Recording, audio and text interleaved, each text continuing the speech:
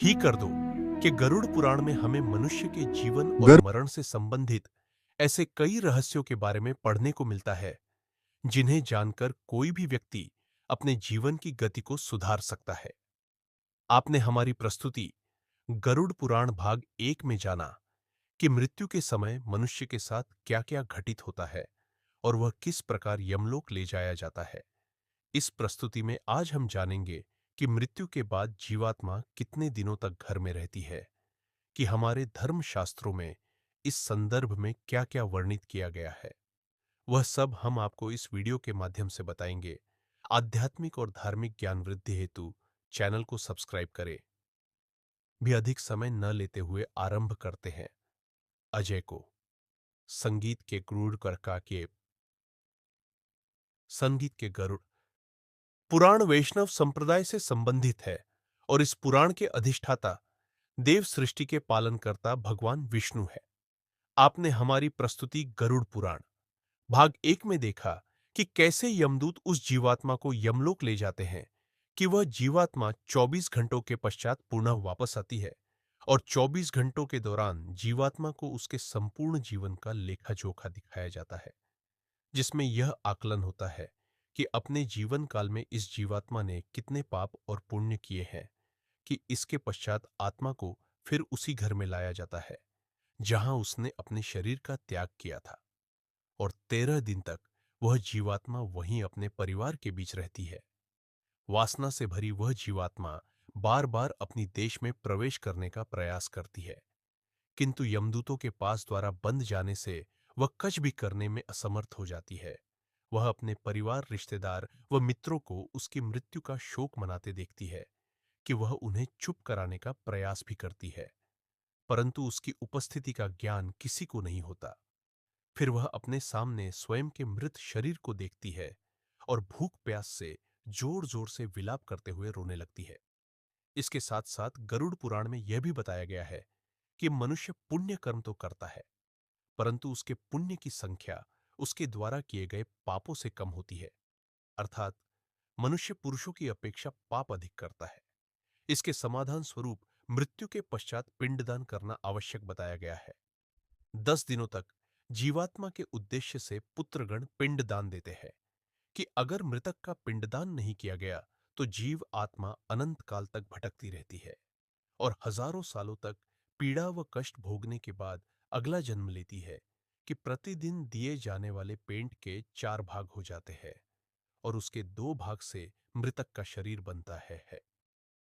तीसरा भाग यमदूत लेते हैं और चौथा भाग मृतक को खाने के लिए मिलता है। 9 दिन रात में प्रेत पुण्य शरीर युक्त हो जाता है। शरीर बन जाने पर गैस में पिंड से प्राणी को अत्यधिक भूख लगने के कारण हार रूप में प्राप्त होता है। गरुड़ पुराण के अनुसार 10 दिन तक दिए जाने वाले पिंडदान में विधि मंत्र स्वधा आवाहन और आशीर्वाद का प्रयोग नहीं होता, केवल नाम तथा गोत्र से पिंडदान दिया जाता है। मृतक का दाह संस्कार हो जाने के पश्चात उन्हें शरीर उत्पन्न होता है। संगीत कि मृत व्यक्ति के जल जाने पर पिंडदान द्वारा उसे एक हाथ लंबा शरीर प्राप्त होता है, जिसके द्वारा वह प्राणी यमलोक के मार्ग में अपने शुभ अशुभ कर्मों को भोगता है। कि पहले दिन जो पिंडदान दिया जाता है उससे मूर्धा दूसरे दिन के पिंडदान से ग्रीवा और दोनों स्कंध बनते हैं। तीसरे दिन के पिंडदान से हृदय व चौथे दिन के पिंडदान से पृष्ठभाग उत्पन्न होता है। पांचवें दिन के पिंडदान से नाभि, छठे दिन के पिंडदान से कटि प्रदेश, सातवें दिन के पिंडदान से कुछ से भागाठ दिन के पिंडदान से शुरू, 9वें दिन के पिंडदान से तालु व पैक और 10वें दिन के पिंडदान से सुधा की उत्पत्ति होती है जीवात्मा शरीर प्राप्त करने के पश्चात भूख से पीड़ित होकर घर के द्वार पर रहता है। 10वें दिन जो पिंडदान होता है उसमें मृतक का प्रिय भोजन बनाकर देना चाहिए, क्योंकि शरीर निर्माण हो जाने पर मृतक को अत्यधिक भूख लगती है। प्रिय भोज्य पदार्थ के अतिरिक्त अन्य किसी भोजन का पिंडदान देने से उसकी भूख दूर नहीं होती। 11वें और 12वें दिन फ्रेश भोजन करता है। मरे हुए स्त्री पुरुष दोनों के लिए प्रयुक्त शब्द का उच्चारण करना चाहिए। उन दिनों दीप, अन्न, जल, वस्त्र जो कुछ भी दिया जाता है उसको प्रेत शब्द के द्वारा देना चाहिए, क्योंकि वह मृतक के लिए आनंददायक होता है। 13वें दिन 10 बजे शरीर धारण करके भूख प्यास से पीड़ित वह प्रेत यमदूतों के द्वारा वहां पर लाया जाता है और यहां से इसकी यमलोक की यात्रा आरंभ होती है। मनुष्य अपने कर्मों के कारण ही मृत्यु के पश्चात होने वाली यातनाओं को भी रोकता है। जो व्यक्ति जितना पी होगा उसका अंतिम मार्ग उतना ही कठिन होता है और वह जितना पुण्यकारी निष्कपटी और भगवत प्रेमी होगा उसकी स्वर्ग की यात्रा उतनी ही सरल व सुखदायक होगी।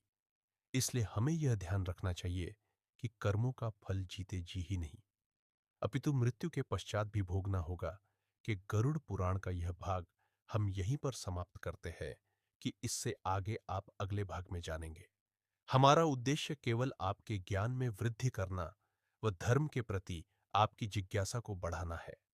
अगर हमसे कोई त्रुटि रह गई हो तो हमें क्षमा करें। अब हमारी बैंक एक और नई ज्ञानवर्धक प्रस्तुति के साथ होगी कि आज के लिए केवल इतना ही। आ जाने से पूर्व वीडियो को लाइक करें व चैनल को सब्सक्राइब अवश्य करें। तब तक के लिए जय जय श्री राम।